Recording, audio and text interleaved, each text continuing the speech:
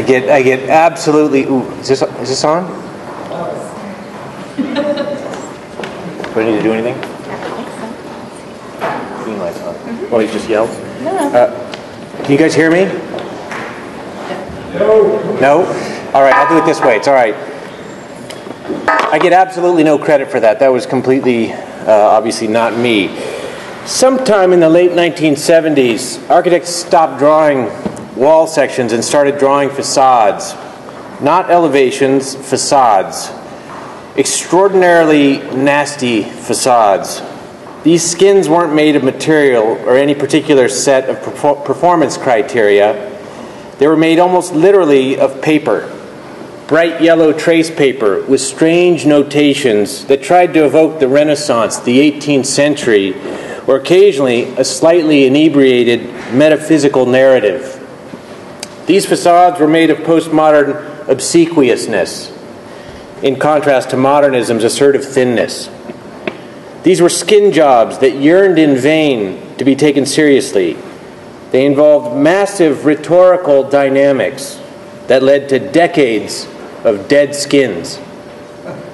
Think pink granite, think Chippendale, think little square holes filled with glass blocks in vast fields of Dryvit. Think Botox. There's a silver lining. During the 1990s, skins were replenished and a new kind of expert emerged. The facade consultant, the oil of Olay of architecture. I worked with one of these consultants in the early 90s, Robert Jan van Zanten. Do you know Robert Jan? He was designing facades across Europe for Nouvelle, Piano, OMA, pretty much for anyone who was anyone at the time. What was striking about this was that all these architects were craning their necks toward uniqueness, doing all that they could to brand themselves as independent, as signatures. And one man was designing what they all looked like. Today, Marc Simmons has taken over the role of plastic surgeon to the stars, which is all the more interesting because so many of those stars are now old and wrinkly. But Marc is much more than a fixer of sagging faces. Marc is one of the most extraordinary architects I know.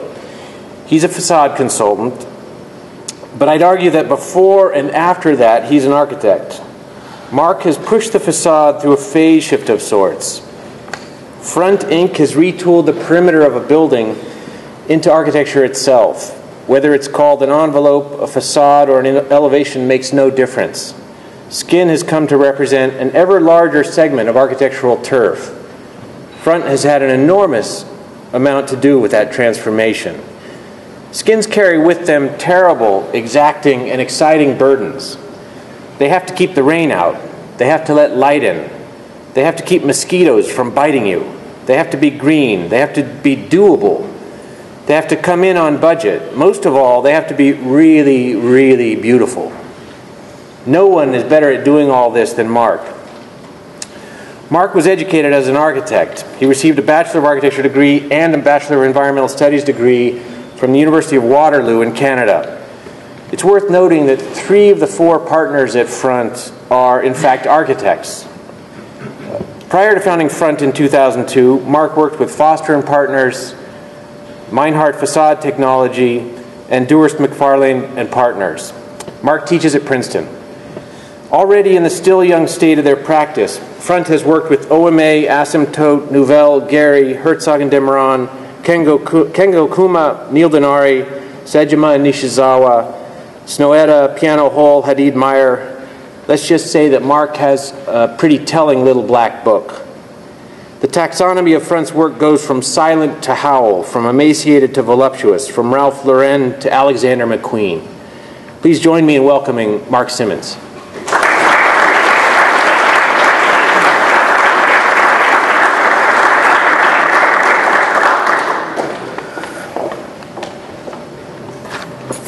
Wow. Get out of there. That's a tall order.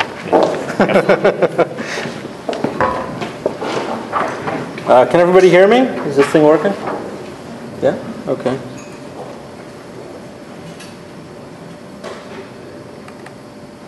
I can't use PowerPoint anymore. It's too slow.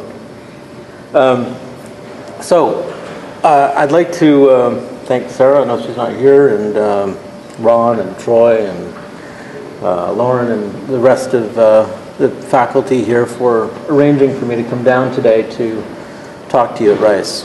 It's my second time here. I think last time was maybe 3 years ago. No, it's not working? You want to... Sorry. Hello? Oh. Is something on? Yeah. It's working 5 minutes ago.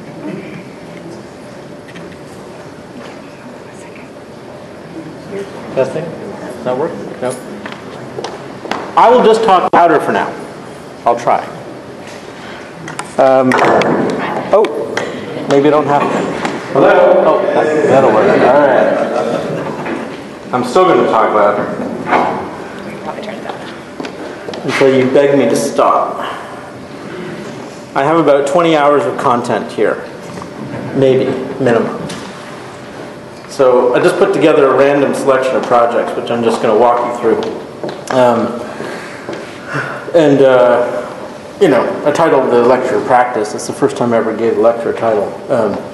Usually it's just work, but I figured the work is practice, so they're kind of synonymous, and you know, it's a good catch-all, because ultimately we don't pontificate about anything we do. We don't really have a kind of overriding agenda. We just basically show work, and work is basically practice. So I would, the thing you're looking at here is something we designed.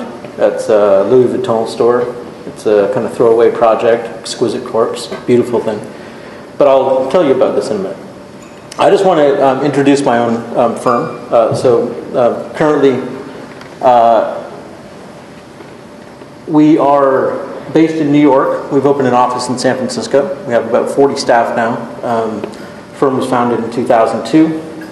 And we started the practice on the basis that we didn't want to work for anybody else, and that we wanted to do things on our own terms, to simply engage building in a way that we could, opportunistically, in the sense that we didn't know what kind of work we would get. We just walked out the door of wherever we were in a very kind of respectable fashion, gave people lots of notice, tried to help them out.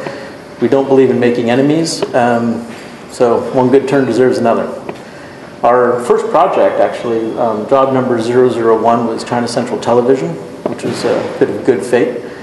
But I want to just explain the company. We didn't really have a very clear vision at the outset. We really didn't know quite what we were into, and we really did think of ourselves as an architectural practice. We weren't licensed to operate as architects, even though we're all trained as architects. And we didn't really think of ourselves either as facade consultants. I mean, facade consultancy is a bastard, a discipline which occupies a kind of territory between other people's lack of competency. So in the end, it's like, you exploit the territory where you might know how to do something, and if you do it more and more, you get good at it, and then you get more work through referral, and that's how you build a practice. So we knew, though, from the outset, that competency was key. In the end, I mean, students I explain to them that ultimately, if you don't know what you're doing, you don't deserve a seat at the table. So you got to actually do something. You got to know how to do something in this industry. And what's great about this industry is there's like 1,000 ways to engage. You can engage on any terms you want, but you got to find that kind of place where you're capable, you're comfortable, you're effective, you're able to kind of bootstrap yourself up into whatever kind of position that you find you can occupy. So we knew that we had a body of experience from traveling around the world, living in different places, working for different people. It's kind of like an encyclopedia of construction. That's what we are about. And we said, let's build a practice. Now, building an architectural practice, frankly, is really hard. It's kind of tough work. Getting work is really difficult. Doing the work is really difficult. Lots of impediments. So we just said, let's collaborate with other people. And that's kind of pretty good Trojan horse into the industry. After architecture school, we spent years kicking around in Asia and Europe and North America, working for architects, working for facade people, just kind of trying to figure out ultimately where we're going to go. And I think Front kind of had its birth in Asia. Me and my, there were originally 5 partners at Front, now there's 3. But the 4 out of the 5 were all met in Asia, in Hong Kong, working for Foster and Partners. And the time there was exhilarating from 93 to 99 because the whole city was an encyclopedia of construction. China was just opening up, and every major contractor on the planet was out there kicking for work. So it was this kind of amazing exposure to just different kind of cultural philosophies on how to execute built work. And plus there was a demand for quality which was happening at the time throughout the region. And it was not kind of hemmed in by POMO. It's interesting you mentioned the early 90s as kind of like a time when things started to change. And I think it's true, because there was the recession paralysis in 1991 here in North America. The work was incredibly kind of boring and stale, and I think in Asia there was a sense that, like, yeah, let's just go, let's just build. And a lot of it is terrible, but some of it is spectacular. And sometimes just in that sheer amount of quantity and throughput is how you kind of get where you need to get to. So anyway, working for a whole bunch of structural consulting practices like Tim McFarland's office and Meinhardt and so forth, we developed a kind of a very integrated way of working with structural and mechanical engineers, product designers, computer engineers, software people, and so forth. And we started the firm knowing that it had to be, at its core, multidisciplinary. We didn't know to what end, but it really had to be multidisciplinary. And I'm not talking about having, as much as I like my friends at Arup and Bureau Happold and Thornton Tomasetti and all that, it's like, we have the MEP division, and we have the structural division, we have the security division, we have the traffic division, and at a scale of 9,000 people, frankly, you got to have that. So what I'm talking about is not a scalable model. But what we did was just said, let's get everyone from different backgrounds, stick them in the same room, put them all sitting next to each other in a way without a hierarchy and without a specific, disciplinary group. So, Phil Khalil joined us as a kind of director, and he's an absolute genius structural engineer. So now we have, I'd say about a quarter of the office are trained as some kind of structural engineer. Others are from aeronautical or mechanical engineering of some kind, aviation, just said that. But we have guys who did helicopters and fighter jets and Dreamliner stuff, and guys from the car industry, and software developers. We also have people on the graphic design side, and recently, in the last 3 years, construction management backgrounds, people who are into process and logistics, and we also have people on the business management side. So, the other half of the office is some people with some sort of architectural background. And I say that very kind of broadly. Some of them are Ivy League grads. Since I started teaching at Princeton, we found ourselves an accumulation of Princeton people in the office. It wasn't really intentional, it's just that they liked them so much, you just gotta keep them around. Actually, there are people from Princeton that you may not have thought of particularly going into facade engineering. They're actually, literature backgrounds and so forth, but are quite into it from a philosophical standpoint. A lot of architects are from schools like RPI, Cal Poly, Georgia Tech, Michigan, so forth. And a lot of them do have dual degrees. Someone in the audience here was asking me earlier about architectural engineering as a training, and it's very good, but you need to manage the internal conflicts and the competency problems, because at the end of the day, we really do need structural engineers to know their stuff, and we really do need architects to know their stuff. After a while, if you just kind of put everyone together and water it down, no one knows how to do anything. And as he suggested, there is a huge level of accountability in facade engineering. Huge. Maybe even more to a certain degree than structural engineering of primary building frames. I mean, structural engineering is huge, obviously a massive accountability. I don't want to diminish it. But if anyone knows the structural industry, you basically design your systems, then you hand over your steel detailing connections to the steel detailer, and they do everything in Tekla, and they send it down for fabrication drawings. It's this kind of beautiful kind of handoff process. Well, the facade industry works the same way, but what we do personally is we try and detail something at the level of the millimeter before we put it on the street.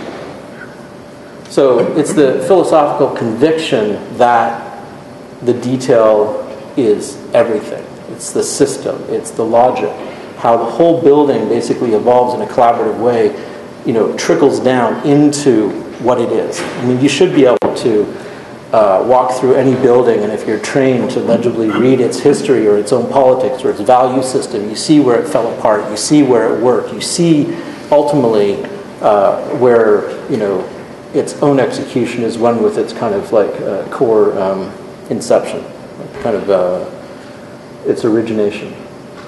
So over the years, we've been building our practice, as I say, almost entirely through referral, which seems to have worked pretty well for us. And the reason I want to emphasize why that's important is in the facade industry, as in architecture, a lot goes wrong all the time.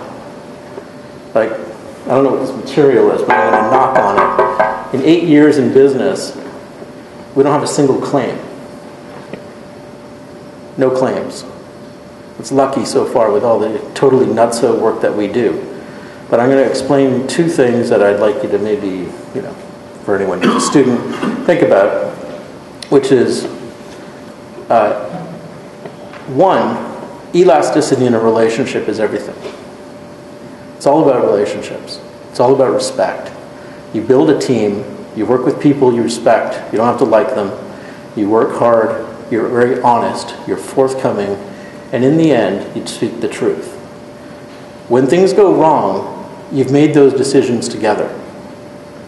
And people have faith in the relationship to get past the things that went wrong. In this country, which is very litigious, everyone talks about that, but if you have an inelastic relationship, like you cold called on somebody and they said, oh, well, I'm going to do you a favor and give you this job. The first moment you screw up, you find yourself in court. It's a terrible way to sustain a business. You can't do it. So it's all about relationships and the kind of people that want to engage in the kind of work and the kind of adventure that we pursue. The second thing is we are working in a milieu of people who are always pushing, who are always kind of trying to innovate, and they're always kind of out there on a limb trying to do something, not always kind of technically, say advanced, but I mean sometimes it's an architectural idea that's new, or sometimes a configuration of relationships that are new. Whatever it is, that we always advocate for consensus. And consensus sounds like something that is the lowest common denominator. It's about watering something down, right? But to me, and to all my colleagues, it's about listening. Because if we're sitting in a room with a construction manager and they bring in a third-party peer review consultant and the guy's a jerk and, we're all kind of feeling, a little bit aggressive and, these meetings are happening all the time in our business. And in the end, if that guy, you think he's trying to score points and he's a naysayer and he says, it's never going to work, it's not going to do this, you shouldn't do it for that reason. If you push forward and you sideline that person politically, you do so at your own risk. It's a very bad move. Because even if someone's got points to score, even if you think they don't have enough experience, even if whatever, if you're listening to everyone in the room and you're looking at people and you're seeing kind of skeptical eyes or people who aren't convinced or they have reservations or they have different ideas about how something might want to happen, you should listen to them, you should address their concerns. And if you haven't satisfactorily addressed their concerns, well, it's probably because you're wrong. And if you keep at it, it's probably not because they're dumb and you're unsuccessful at convincing them. Eventually, you realize, actually, maybe they're right. And this keeps you out of trouble. And what I found is that by pushing hard, and it's a very hard thing to do because it takes a lot of effort, a lot of persistence, is to build consensus within teams about taking shared risks together, moving forward, then that's how you do good work. That's how you do innovative work. And when things, even if they do go wrong, no one blames each other because you all went there together and you fix it. You try and work it out. And so those things happen to us. I'm not going to go through a litany of our failures, but we can talk about that later over a drink. So let me go through some work. Normally I take too long and I have too many projects. And here I pared it down to 12, which I think is still too many projects. But might give me a chance to give a little bit more detail on them. Okay, so this is a peculiarly indulgent project for us. We, under the radar, were invited by Louis Vuitton to compete with some name brand architects in an invited design competition for a flagship store in Singapore. And it was one of the regional design directors in the LV office who knew about us and said, basically, we have to deliver a complex, innovative facade inside of 12 months, from concept to completion. And they were working with other architects that they'd worked with previously, and they took a risk on the thought that maybe if we have a series of international connections and we have a certain know-how and we have the ability to execute at a level of detail, that they take a risk on us in terms of generating a concept. The moment you have a concept, the rest of it's all execution. So we won. So that was our first invited design competition for LV. So now we're sitting in the pantheon of LV designers. This is the global store in Singapore. It's not a whole building, it's part of a large commercial development. It's just a skin. But it's the first step of colonization of our architectural practice. So this facade, everyone probably knows the kind of litany of LV facades around the world. Jun Aoki, Peter Moreno, Kamiko Inui, Kengo Kuma. There's a whole raft of designers doing amazing work for these guys. But the work has been almost exclusively Cartesian and always about superimposed graphics, moire effects, and it's always about this kind of layering of motif. And one thing about LV, I'm not sure if anyone knows, there's only 4 motifs in the entire LV pantheon of imagery, which is the star, and the flower, the monogram, and the damier. And do I look like I wear LV? No. But we did our homework, we understood what they were after, and in the end we said, forget it. We can keep the graphics onto their clothes and handbags and so forth. We'll let Marc Jacobs do what he does. But what we wanted to was explore certain techniques in the texturing and the slumping and the curving of glass strictly through the manipulation of the material itself, without any kind of applied coatings, no ceramic silk screens, no frits, no laminates, no nothing. Just the pure manipulation of the raw material itself into a kind of sensual, phenomenologically rich graphic. That's what we were after. And we were given a kind of a lease line on the building, which is actually curved. And it's the first LV store ever where they had a curved lease line to deal with. And so they had a bit of a kind of Cartesian crisis, where all the other designers were basically trying to do super graphic versions of on a curved facade that they were doing on other facades previously. So we said, well, let's first of all get rid of the super graphic, and second of all, let's play with the lease line itself. And so we just thought of it as a piece of string. It's a facade after all, and we just increased the developed surface area of the facade in order to kind of start to create a kind of spatial relationship between the skin and the viewer. So at a certain distance, the whole facade, as you can see, it's almost a semicircle. You can see it as a whole when you stand back across the street. But when you actually begin to kind of come up closer to it, it has a kind of anthropomorphic scale, which is important. When you begin to actually come up next to it, it begins to actually encapsulate you. What that means, we don't really care. It's actually about the kind of central experience of going up and traveling along the surface of the skin and actually enjoying yourself. But more importantly, and I think it's very clear, very obvious, we're interested in a kind of digital, artisanal dichotomy coming together that in itself is just a very rich physical experience, a very kind of artisanally rich experience that people understand and they associate with the brand. Because in the end, the facade is entirely about the signifier. It's about the brand. It has to be synonymous. LV is extraordinarily sensitive, hyper critical in the kind of management of these things. So we had 2 parts. We had the kind of large 11.5 meter tall facade, and then we had the shorter facade on the mall. And so we we came up with a kind of an idea of manipulating glass through texture. One is to slump glass onto a bed of sand in a mold, in a kind of oven, and the glass deforms into the texture, which is kind of like traditional art glass sort of techniques. And if you don't use enough discipline, you can come up with something pretty hideous. And then this glass happens to be annealed. It could not be heat strengthened. It could not be tempered because of its geometry, and therefore it had to be laminated. The only way to laminate glass that's this textured is through a resin. Different types of resins, urethane, acrylic resins. Acrylic resin was the only thing we wanted because of its whiteness. And then we had to prove the durability of the UV, of the stability of the resin under accelerated UV testing. And what's curious is when you slump texture these glass panels and it's laminated, you have to slump both of them together. So each sheet of glass has to be cut to its precise geometry and then slumped geometrically into each other. And then you have to take them apart.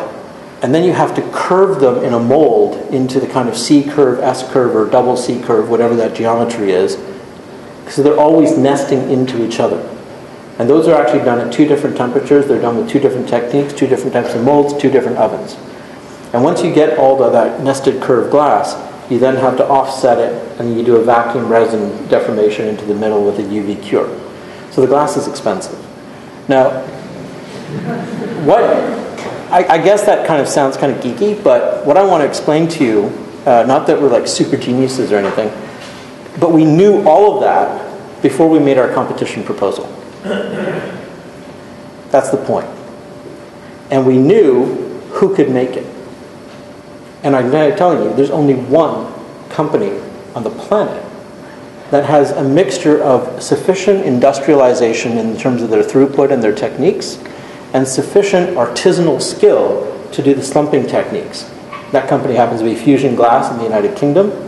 My friend Barry Allen can't do it.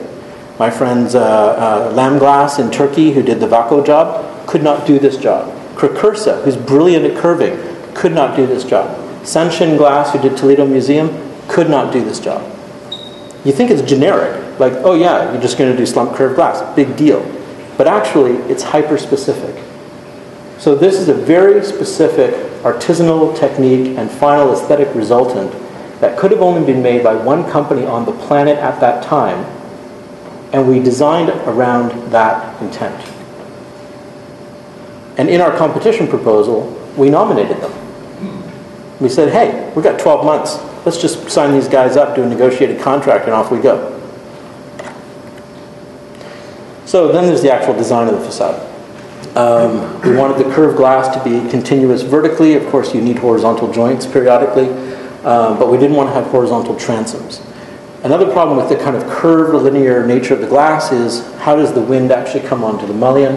Very difficult to analyze, so much torsional stiffness going on, so many problems, that we decided the mullion should be circular.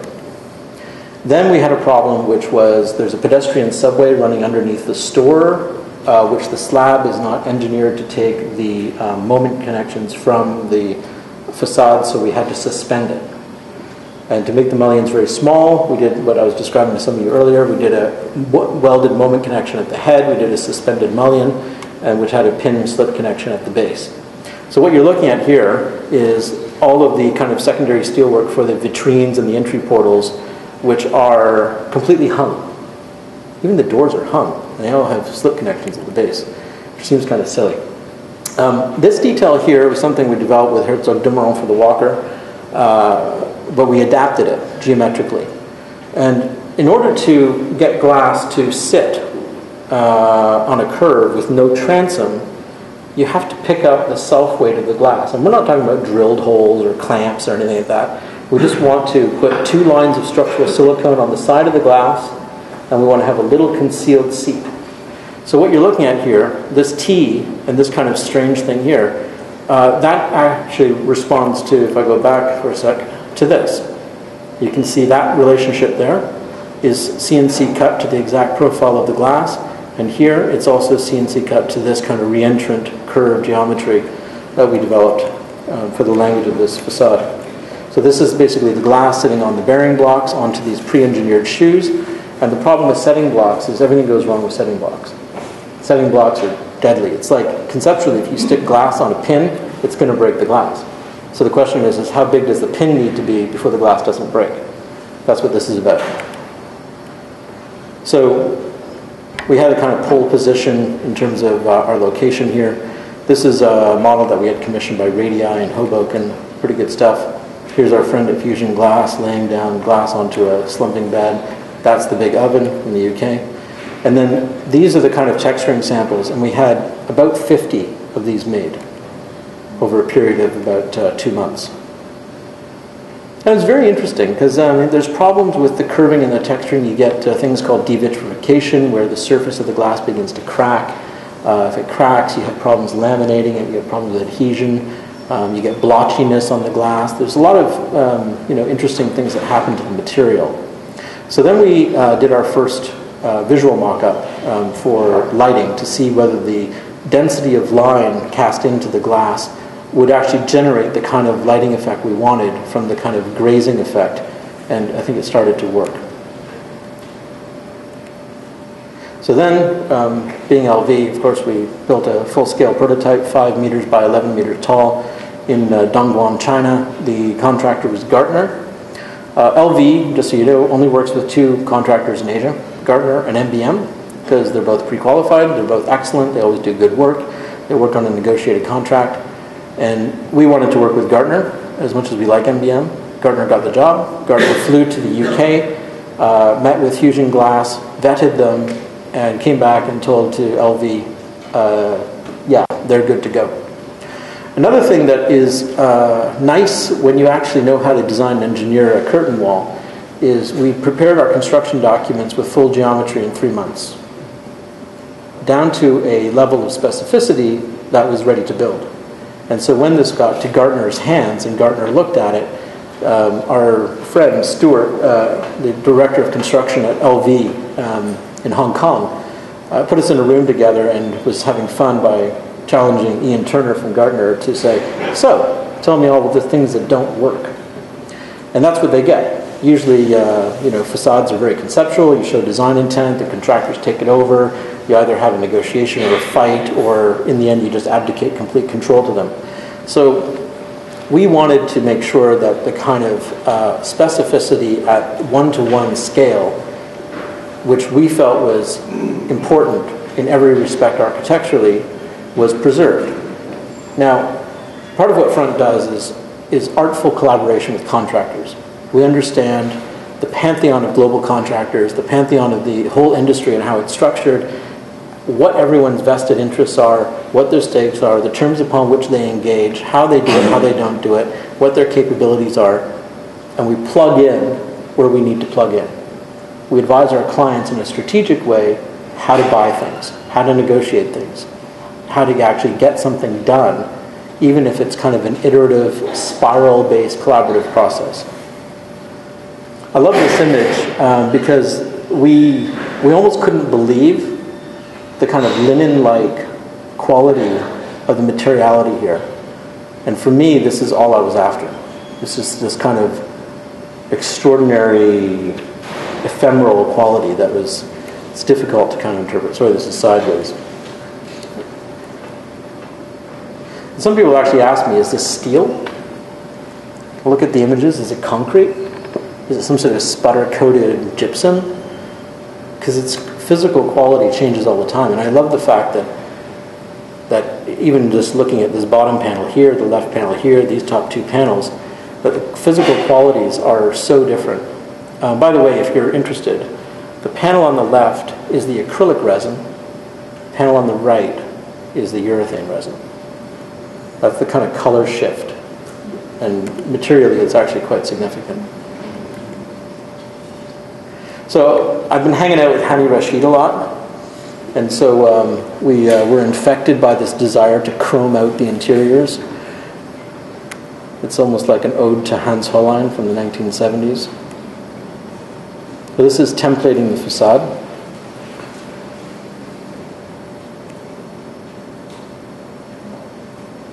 And remember, this whole thing's hung. Even the vitrines are structural load transfers for the suspended facade.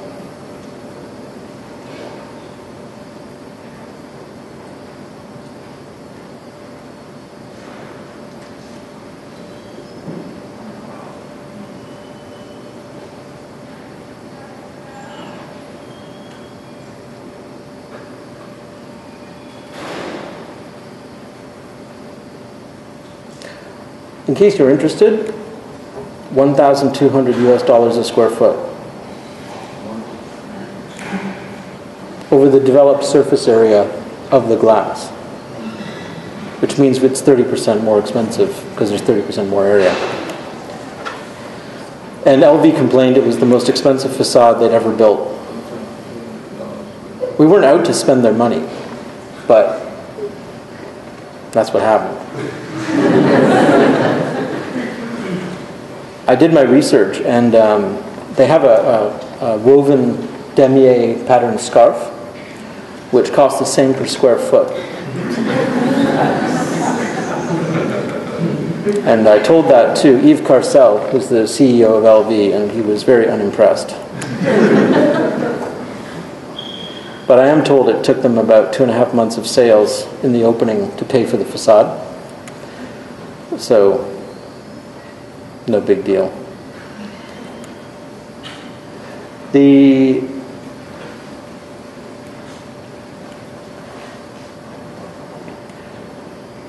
reason it was so expensive, though, is not just the kind of base material or the detailing and so forth. It's the speed. Speed is something I'm going to talk about quite a bit over this discussion. And we were late. This was 13 months. So concept design at the competition stage to 13 months to opening of the store. Of course, everything was air freighted, but for all of those who actually have experience here, I think you'll understand that to develop, engineer, and prototype something like this in 13 months is a bit insane. But the scary thing is, once you do it, you know it can be done. And so you start developing a kind of protocol for that. Now this project's taken much longer, but not longer for necessity, but it's just taken a lot longer because we had time. Now this is a curious project. The previous project, of course, is something we designed. And I should just say, Yves Carcel must not hate us that much because they referred us to do a staircase for them in Singapore, which is a very fancy, expensive staircase, co-designed with Michelle Yeoh, which is kind of odd. And then, from Crouching Tiger, Hidden Dragon. Anyway, they referred us to one of their sister companies, which is a large multi-store retailer in Asia, also owned by the LVMH group.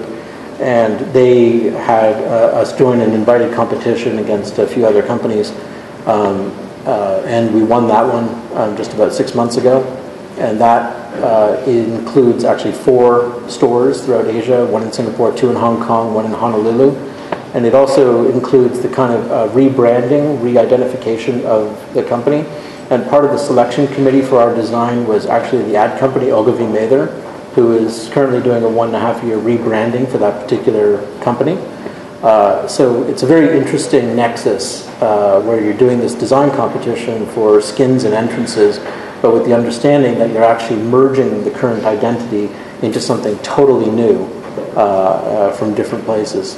So I don't have any images of this, I'm not allowed to show it yet, but the reason we won, I think, is because we spent a lot of time thinking about the client, listening to them. We went to Hong Kong for 3 days and hung out. They kept asking us to sketch something, to design something. We said, forget it. In the end, the answer was stone. It's a strange thing, but stone. It was all about the choice of material. I think all the other schemes were like perforated mesh and glass and all sorts of other stuff, but the nature of this particular client is actually quite traditional. Their client base is quite traditional, and they understood that stone has a kind of instant authenticity where they don't have the kind of problems of needing to be an art institution for an elite crowd to understand that it's modern contemporary design. The question is how do you do a stone facade in a kind of very interesting contemporary way? Anyway, back to this. So this is the Lincoln Square Synagogue, and what I wanted to point out is that we're the contractor for this job. So this is kind of what Front's doing, is going beyond consulting to say, well, if you want us to design it, we'll design it. If you want us to collaborate with you, we'll collaborate with you. If you want us to engineer it, we'll do that, fine. And if you want us to build it, okay. But I warn you, I'm not promoting ourselves as contractors because we're actually not interested in that. We don't want to compete with Permis de Lisa or any of the big contractors out there. What we're doing is we're saying we're collaborating with people on designs.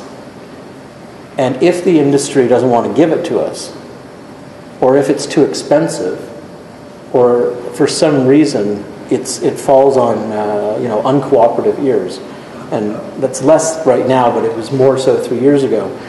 It was a defensive mechanism for us because we call it the kind of inevitable pushback from industry. Contractors are always pushing back. They're trying to divide, consultants and architects and owners and wedge. Sometimes they're very cooperative, but sometimes they're extraordinarily manipulative. And that contractor pushback is something that we anticipate, and when we get it, our client says, why is this 3 times over budget, and why does nobody want to build it? And at that moment, you really have to kind of stand up and be candid. You have to say, yeah, okay, I'll build it for what I said I think it should cost, and I'll actually execute it myself. Okay, fine, I'll build it for you. Is that all right? Now that actually started to happen because we got pushed into a corner and people basically said, oh, you guys are crackpots and all that. So in the end, we executed now a dozen projects as design build contractors. But it's not on our website, and we kind of keep it off to the side. But what that's done is it's kind of funded deployment of certain kind of information modeling technologies, CATIA licenses, digital project, straight to CNC automation. We managed to deploy a small workshop in order to do prototyping work and so forth. And it's funded a kind of augmentation of a different kind of multidisciplinary individual in the office in order to make that happen. So we're not making any money. I tell that honestly. It's like because we care too much about the jobs, we spend too much, but we're not losing. So we've managed to fund, quite a lot of advancement in the competency of the practice, understanding that it's a net zero, really, from a financial standpoint. So this is a synagogue at Amsterdam in '67, and it's actually designed by Setra Ruddy, who are an architect in New York, who a lot of people know as developer-oriented practice. But John has a very successful practice, and he knew very well that he wanted to do something a little bit different. He managed to win the synagogue through competition, and he had a lady who's very important for this job named Teresa Genovese from the GSD, who drove this process, managed the client, and managed us. And this is one of those jobs where we were the consultant. Contractors came back at about $700 to $800 a square foot. The owner had about $350 a square foot. And we felt, after kind of detailed costing, that it could be done for that amount of money. But it's a very small job. It's only 5,000 square feet of material, and it's also very risky because of the geometry.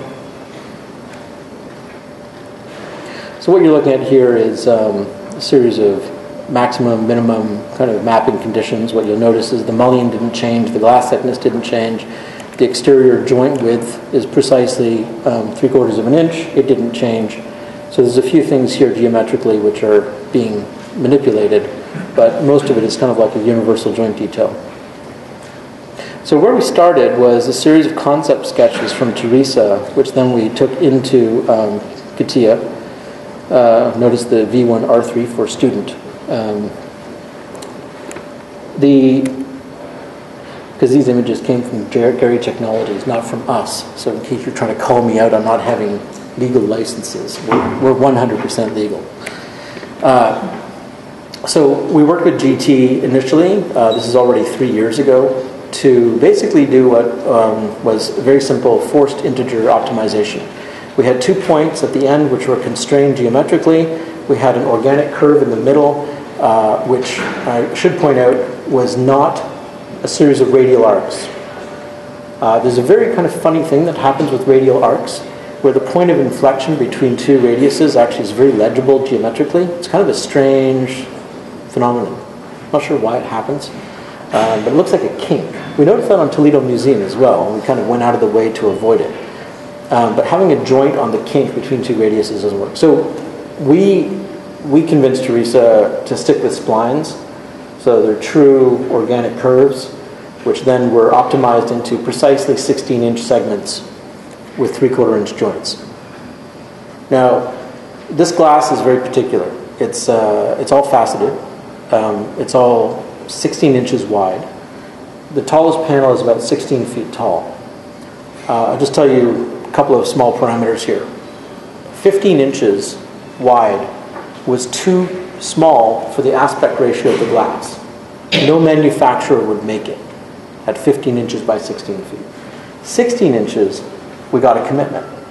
At 17 inches, the geometry of the facade is too coarse. Doesn't work. There's an extraordinarily narrow kind of bandwidth within which we're operating. And then once we settled on the fabrication dimension, but could you imagine trying to generate the geometry of this facade at the schematic design phase without knowing that 16 inches was the magic number? How do you do that? That's one of the problems. So anyway, what you're looking at here is a series of superimposed curves, one project, one on top of the other. These areas here are all skylights. The other areas are all soffits. And what you're looking at, the 3 curved skylights, of course, are twisted because they're sloped to drain, they're variable length, and therefore they're doing this. And as they do that, all the glass on the skylights are all cold formed into place, which is pretty common these days. I mean, Gary's doing it. Even Seattle Library, a lot of people don't know this, but 30% of the entire surface area of Seattle Library is actually cold formed twisted glass. So I love this drawing. This drawing was recently included in an exhibition for the Center for Architecture, and it's the most useless drawing. It's a drawing that is here to communicate to you this kind of graphic understanding. So intuitively, this is a great drawing because you're like, I get it. I know what's going on here. But given all these coordinates, look at this table. I mean, can anyone here actually verify or interrogate the data in this? No, you can't. There's no way. And if I gave you the 3D model, what are you going to do? Check every single point? This is the crisis of the model. It's like there's this huge kind of issue of trust. So at this point, we had become the contractor.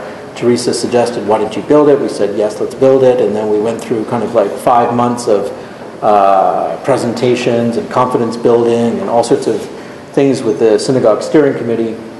And they were taking a massive risk getting us to do this. I mean, these guys have huge accountability to their community. This being, funds are being raised privately to pay for this building, and in the end, the deal happened because of this guy Scott Liebman, who's a managing director of UBS Real Estate America, who happens to be the chair of their committee. And when we were negotiating to do this project, we insisted on a few things. Now you might find this interesting. We said we want mutual hold harmless clauses in both directions. We want mutual indemnification. We want no consequential damages, no liquidated damages, and we want no guaranteed schedule. We also want to be pre-funded every 30 days in advance of doing our work. It's a pretty good deal, eh? It's like a pure Zen contract. No risk, no retaliation. And the guy, he was like, you're nuts. And what he figured was I was trying to hold out for an incentive clause, that if we meet the deadline, we wanted like 20% bonus or something. And so it took all dinner for him to realize, actually, no, we were serious. We really just couldn't guarantee a schedule because this thing was too complicated. And he was like, I get it. You guys are artists. And that was his conclusion. He was like, okay, we're commissioning you to do a work, and when the facade shows up, it shows up. It's just most artists aren't accountable for waterproofing and code compliance and PE stamping of the engineering content or tolerances and so forth. I guess unless you're Nish Kapoor, which is pretty remarkable. Anyway, these drawings here are setting out drawings. These are like the contractual work point drawings. Here's the facade. We're going to CATIA now. We start with our digital wireframe, and then everyone's kind of instantiating components. Everyone here understand the word instantiate? To create an instance of something, so that something obviously has a set of parameters and rules that govern its existence. When you set it into its own particular address, which is defined by the wireframe, the thing then materializes and adapts to that particular geometry. So the holy grail would be to have a system design that you completely understand, that you instantiate locally into one particular place, automatically using document templates. You generate all your 2D drawings, you generate all your 3D files, you export to Excel, you take all that data into FeatureCam, you go to your CNC machine, and you make everything. That's the kind of beautiful, brave new world that we're all after. And it's true, it can work. So anyway, these are early images here. You can see here the edge bevel on the glass is modeled, the thickness of the silicone, the spacers, the thickness of the inner layers, everything starts to become real. But as I say, if you actually don't know what it is, you can't model it. So knowing what these things are is why most of this work generally resides on the contractor side. But if you ask Permis de Lisa, my friend Alberto de Gobi there, why they haven't gone this route of like total automation, they're like, come on, like we get drawings at bid level stage. We don't have time to program the DNA to build, rule-based associative models that are kind of like totally automated. And even if we want to invest in the knowledge capture associated with that system, how are we going to use it on the next project? Every building's different, and every architect's ego doesn't allow him to do the thing that the last guy did. So the whole idea of doing kind of super detailed modeling at the kind of design level stages so that you can translate into fabrication almost never, ever happens. And it certainly doesn't happen in a multi-material, multi-system kind of complexity. I mean, in schools, everyone's kind of milling MDF and building foam and doing all this sort of stuff, and maybe there's 1, 2 material systems, and it's spectacular, it's beautiful. But in terms of engineering accountability, it's a pretty low standard. So this is kind of scary. So here we are now. I'm not going to explain the whole system, but we're at a point now where you start generating this level of detail, and we have this. This is one shadow box assembly. All custom extrusions, all the milling is generated. Every one of these pieces here is automatically part numbered upon instantiation, and as we said, using document templates, every piece now is generated. This is a very simple drawing. This is just an exploded axonometric, but now we're generating bills of materials, XYZ fabrication drawings of every single component without ever drawing it. And that's the most important thing. If you have to draw it, you'll never be able to afford it. So this kind of collaborative model where you've got engineers and system designers and architects working at the front end to design something as an industrial designer, capturing all that knowledge, I think is somewhere where architects need to go.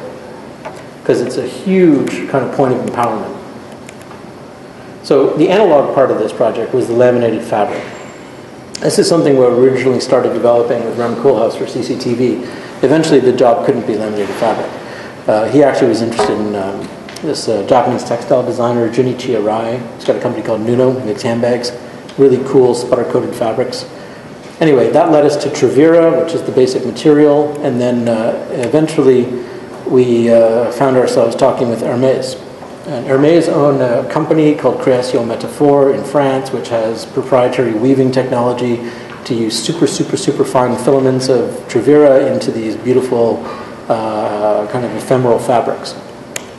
So we wanted a fabric that was open weave, so the interlayer material could blend through it and fully encapsulate the fabric, and we didn't have to rely on adhesion to the fabric.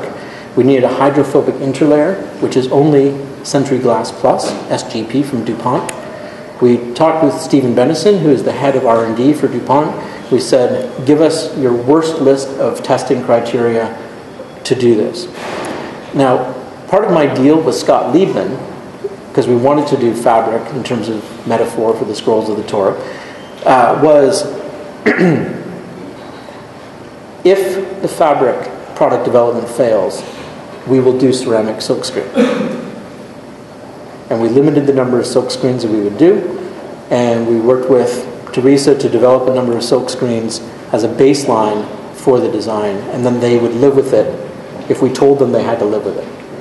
And then on our own terms, working with DuPont and our partners in China, we developed a laminated fabric technique using clean room technology and various kind of specialist protocols. We tested it in North America, and then eventually this is where we ended up. So it's a kind of like a bronzy synthetic fabric. Now, it might seem kind of conventional in some ways, but the way this thing catches light is really gorgeous. And what's interesting about it for us is Alejandro. KZP. Should we Skype him? Ask him what he thinks about the politics of our envelope. So this here is in our own workshop down in Brooklyn, where the problem with the geometry, I'm going into the metal now, is the aluminum extrusions. When you're basically offsetting from a spline curve, every single transom is unique along the entire spline, even if it's by 0.5 millimeter. They're all unique, and then all the transoms going up the whole system of each bay. So we have about 4,000 unique components. And Chad Posner, who's a young mechanical engineer in our office from Florida, has a kind of precision tooling background, as it happens. It's funny, when we hired him, he never told us that. He just came in as a CATIA guy who basically marketed his engineering knowledge. Turns out he's like a master tool maker, precision modeling guy, who we then decided to set up the workshop. And so here's the custom extrusions, here's the custom fixtures, and basically they're all organized in a logical grouping. You put them down, you clamp them down, you use the probe to index the ends of each one of them, and then you run a macro and feature cam and end mills all of the extrusions. So that's one of the kind of indicative transoms. You'll see how that fits in a minute. So then we built a little prototype, which is a very kind of peculiar construction methodology, using this kind of starter shoes, which are these things here. This is the sill plate for the steel edge beam. This is brackets, XYZ adjustment here. And so this is a shadow box where that little hole down there is for lighting conduits. And there's a 12-inch linear LED at the bottom and the top of every one of the 250 panels in the facade. This is the shortest piece, which is 9 feet, and the actual tallest one, as I said, is 16 feet. So this is a stick-built mullion, and then this is the way the extrusions go together. All the screws are painted white. And what goes in here is a CNC-cut acrylic white lens that allows the light from the LED below to go through the floor level. And this is actually flush with the interior floor finish of the different spaces, the sanctuary, the library, and so forth. So once we did that, we started putting the lenses in, the glass in, and this is our first kind of trial assembly to see whether all these components would actually fit and work. And you start to get an idea of the fabric component. So now we've got a whole bunch of tools, and recently we moved to Dumbo in Brooklyn, and part of the idea there was to take out enough space that we merge the workshop now with the office space. So we have our mechanical workshop in the next 6 months next to our space. This is a gentleman from Susan Tillertson's office, who's a lighting consultant, who's a good friend of ours. You can start to see the kind of ephemeral quality of the fabric as it sort of materializes. There's also a ceramic silkscreen on surface number 8, which is to the interior surface, so that the low-angle light can actually pick it up. Otherwise, at that kind of angle of incidence, you can't actually illuminate the facade. So anyway, where we are right now, the whole steel is up, all the glass is fabricated, all the secondary steel is fabricated, half of it's installed, and we're proceeding in the next 2 weeks to start the aluminum installation on site. Now, just to be clear, Front Inc. cannot do that work. We are a professional consulting practice that is errors and omissions liability insurance. We can only design things. We can't sell things. We can't sell stuff. no widgets. Just to be clear, so all you do is you set up a separate LLC in the corner, you go get yourself general commercial insurance and product liability insurance, that's what you need to play, and then basically you can sell anything. So the workshop and all that is done under a separate company, and that company also has insurance in order to subcontract work for installation. I mean, just to be very specific about it, we're not insured to directly employ our own laborers on site. And you negotiate all these things line by line with your insurance company about the exact terms upon which you want to work and how you want to engage. Now, I'm going to go a bit faster here. This is Yaz Island done with asymptote. This project, there's so much to talk about on this. But honestly, I'm only going to say one thing. 900,000 square feet for the building, 5,000 unique panels in the grid shell. From concept design to final execution, opening race day, 22 months.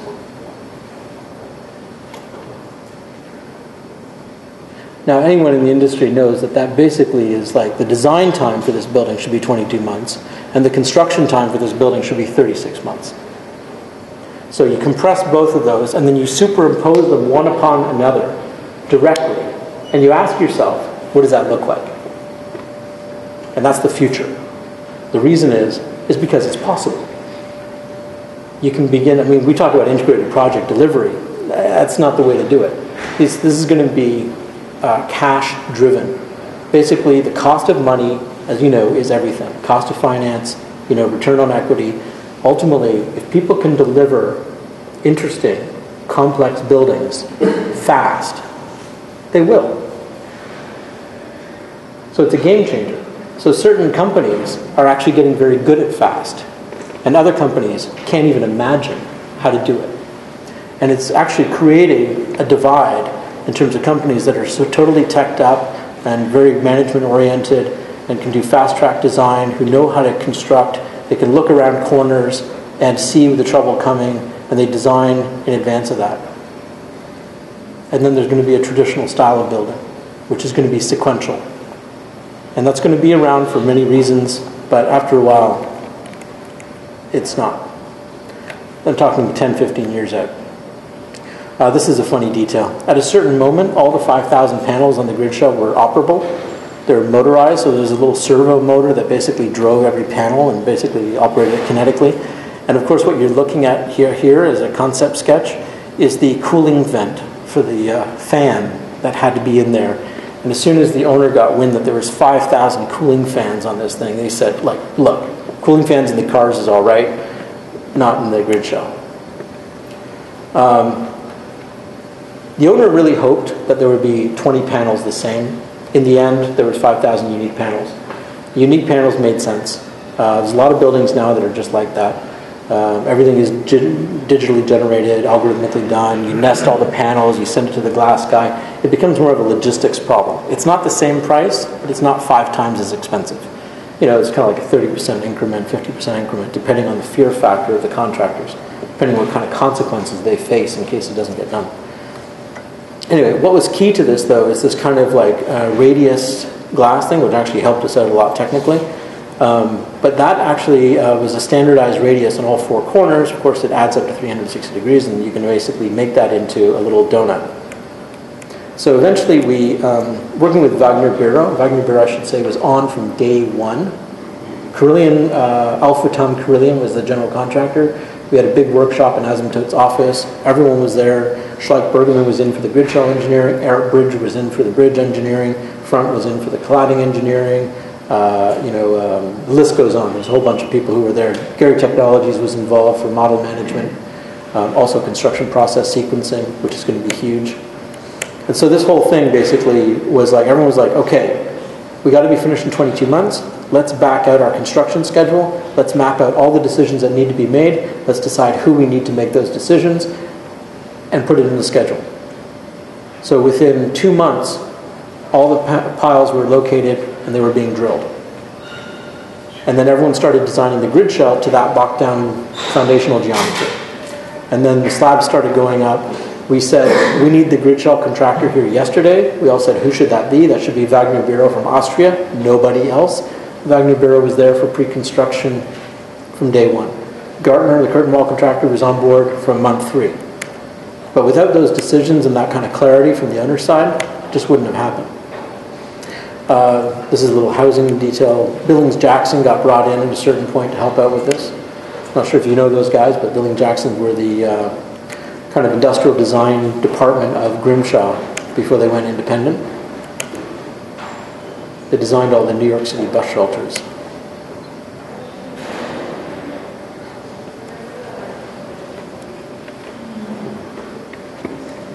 One of the kind of curious footnotes, of course, is the wireframe modeling of this entire thing was incredibly challenging. All the linkages were essential for the proper structural analysis. So we're talking about how does the glass relate to the frame, how does the frame relate to the struts, how do those eccentricities come back to the escutcheon plates, and then how does the escutcheon plate post go back to the grid shell. And then all those relationships in space are of course changing geometrically. So some of them are more like skylights that are only subjected to gravity and suction forces, and other ones are basically underslung glass panels, which are incredibly highly loaded compared to others. Also, the glass panel sizes went from around 1.5 meters up to 5 meters in length. So there's a huge geometrical variation. So we had to go into a kind of optimization where we developed 4 different frame sizes, different glass thicknesses. But one of the coolest things, and this is enabled, I would say, only by working with Wagner Bureau, was the fact that all these frames were welded.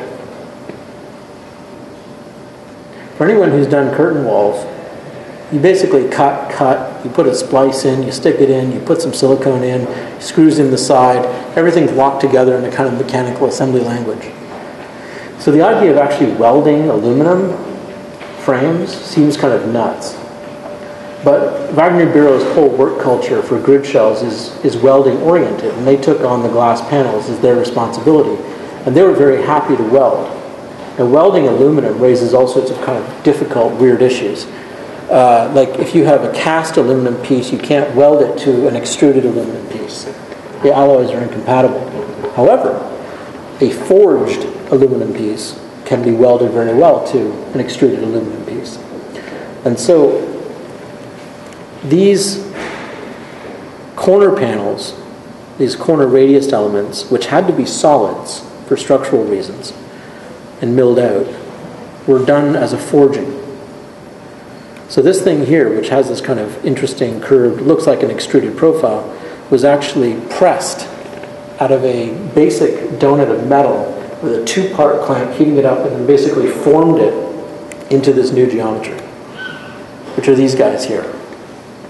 And of course, if every panel has 4 corners, it adds up to a perfect circle, so every one of these circles is one panel. And you just cut that at whatever angle is necessary. And these guys here, we basically did one level of optimization on the panels, which is again a kind of integer optimization of angles. So you don't have any 42.356 degrees, you have 42 degrees, you have 43 degrees, you have 44 degrees, you have 45 degrees. And then if you find this family of quadrilaterals and all these different angles, in the end there's only a kind of a certain distribution range of panel sizes. Like you have many at this angle down there, and so you could actually begin to cut these in a fairly standardized way. So if I say I have 500 of this type, 400 of that type, 200 of this, 50 of this, eventually down to one-offs. And then they're all labeled. So each one of those pieces then, look at this, actually gets 5-axis milled out in order to actually accept the extrusion, which slips on to provide the backer for the weld. And this hole gets milled out and then threaded and tapped for the strut to come into the side. And those are all unique. So then the panel gets laid up, it gets welded, it gets ground down and assembled. And the reason why this was so critically important was all these panels are exposed to the open air. They're exposed to water, they're exposed to dust, they're exposed to radical thermal variations. And if you had a conventionally shear block and splice connection, these panels would eventually rip themselves apart. And you'd start getting water on the inside of the frames, you'd start getting corrosion, you'd have all sorts of night. The whole thing would probably look terrible in 10 years. You might even have to rip it down. So the idea of actually welding these things closed and shut, and then actually tapering one side on an angle, was to guarantee that the inside of the frame would always drain positively to the outside. So there's a kind of incredible amount of optimization that got done in a short amount of time. Now, interesting thing about the structure, I mean, Schlage Bergman had a real philosophical problem with this, but this is not a grid shell. It's a bending structure. If you look at here, this is a primary steel element, this is a primary steel element, that's a primary steel element. Everything in between is a two-way spanning secondary steel system that does not transfer forces past this line. This line basically transfers forces right down to these massive struts and then into the foundations.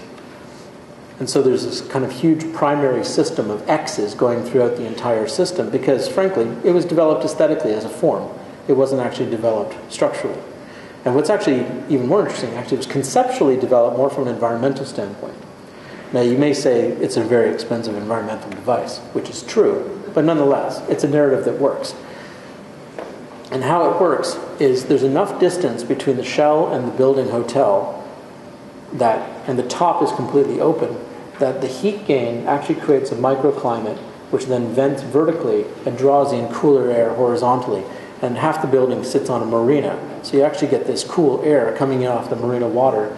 And what's funny is it never stops.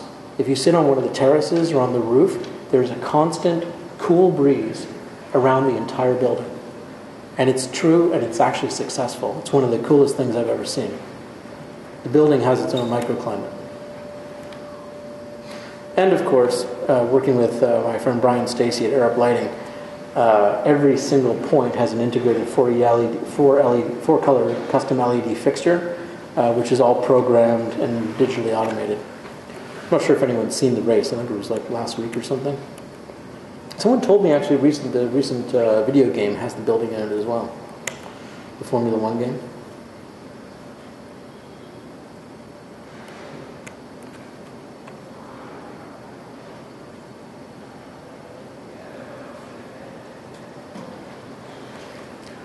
You may have all seen Toledo Museum. This is with Seijima Nishizawa. And I'm only going to talk about one thing here. There is an absolute clarity on the design team as to the material qualities of glass. Nobody was naive in this particular project. And it's actually quite interesting because if you say, I want to use tempered glass has all sorts of qualities that make it imperfect. There's a global warp. There's polarizing iridescence in the strain pattern in the glass. There's roller wave distortion. There's all sorts of issues.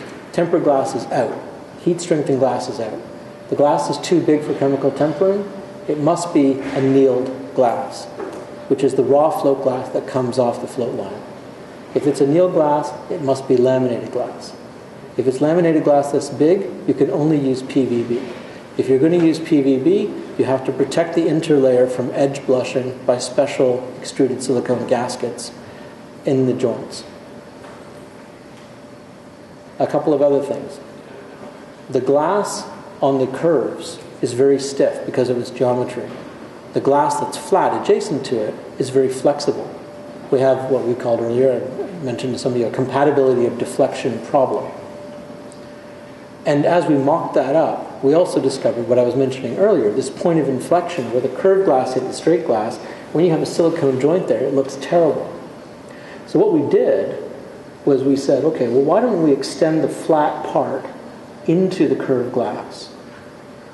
So the corner interface, the point of inflection between flat and curved, never materializes itself in the actual building.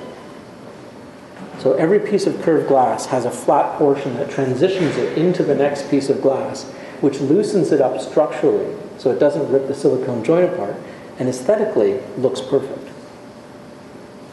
Now, Seijima really wanted to have a conceptually continuous ribbon of glass with no joints whatsoever. So this was a compromise. And the panels are approximately 8 foot to 9 feet wide, which is about as wide as you could possibly get for the autoclave at that time. The other thing I should point out is the glass is 13 feet tall, and the maximum width of glass can even be produced on the planet is 10 foot 6. So as soon as you go 13 feet tall, your dominant dimension is in the vertical axis, therefore your width is constrained.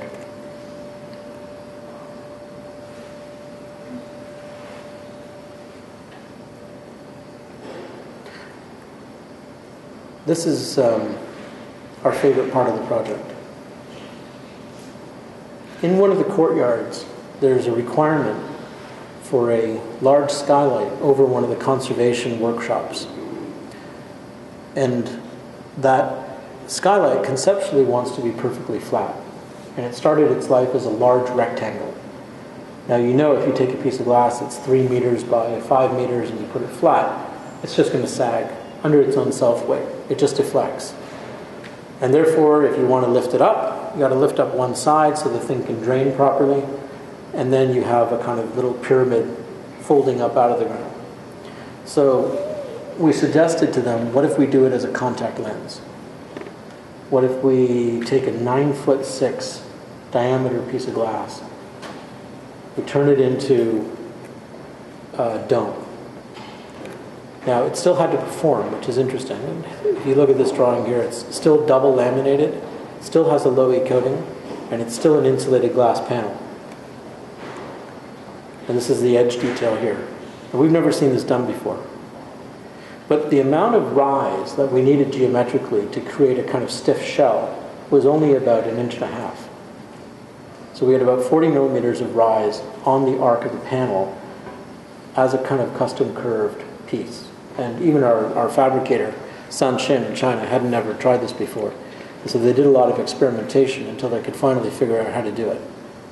And what was good about it, when we engineered it, also the glass is incredibly thin. I mean, for a 9'6" pan, it's only 4 sheets of 1/4 inch glass, which makes it very light and very affordable. And we've been using this as a kind of trick, as a tool from now on. You can see also here what's kind of cool is they use these kind of manual suction cups to lift the glass into place. And then what you're looking at under there are inflatable pillows that once they set the glass down on there, they deflate the pillows incrementally and they let the glass come down onto its resting position very slowly. And they can give it incremental adjustment all the way along. So this is the final condition. And it's really kind of abstract and very strange in the kind of way that the small arc of it also kind of neutralizes the kind of ripply reflections that you expect from glass. So it actually has this very kind of interesting ephemeral quality. Another thing that I should point out about the glass on the inside, my friend Guy Nordenson was the structural engineer for the base building structure, and although you don't see much of the structure, that's a testimony to him. But in the basement, this building has $2.5 million of concrete. And he has 40-foot spans. It's all right. He has 40-foot spans in the basement. And for anyone who knows concrete, 40 feet is going to deflect. It's going to creep. It's going to deflect under its own self-weight. It's going to do a lot of things. So if you take a giant sheet of glass 9 feet by 13 feet and you support it on 2 points, that glass is going to start doing this. And if you follow that glass panel in its kind of rotated position, you get joints that are 40 millimeters wide. At that point, trust me, the building design is untenable. Like, Sana would just pack their bags up and go home. The idea that you're going to have a 40 millimeter silicone joint in between these panels of glass, your whole building becomes an ode to silicone. It's like an extraordinarily objectionable material. I mean, Rem Koolhaas says, if you ever give me a silicone joint, I'll kill you. He hates silicone. It's not a material that belongs on buildings, in his view. What we did then, of course, was seemingly absurd, but was the right answer. Was that if you theoretically resolve the load of all those interior glass panels onto a single point, you can force the glass to move like this instead of rotating. So how do you do that? You basically have to constrain it up here with a shim block to prevent it from doing this. And then at the bottom, you have to transfer the load somehow of a 9-foot, it's like huge, like 9-foot sheet of glass onto a single point. So in every one of these base channels, under every single piece of glass, is a steel shoe about this long that is milled flat and then has a machined banana profile on the underside, and it's a gigantic rocker. And what we do is we basically put those rockers into the channel. We put a gigantic setting block along the whole length of it, and then we drop the glass onto the rocker. And the glass can actually do this. So as the concrete settles over time, the glass panels only move in the vertical axis because they're not allowed to rotate sideways. And now we're designing the glass joint only for shear. And that joint is now 10 millimeters wide. All of that for the aesthetics of the joint. Now, talking a bit more about joints. When you work with Sana, you know that this drawing is not a diagram. It is not the partie. It is the architecture. Check out the model. You see the joint lines? See? It's got a scale to it. The shear walls, it's got columns, it's got floor plates. So this is a building for Novartis on their massive rebuilding campaign. And we had the pleasure of working with our friend Matthias Schuler on this. And Matthias and ourselves had dinner before the first workshop, and we were all basically just like in a state of disbelief. But what's kind of essential about working with Sana is, and frankly a lot of architects like that, is that you need something to push against. You need a kind of poetic vision. You need some sort of conviction. Otherwise, you never invent anything.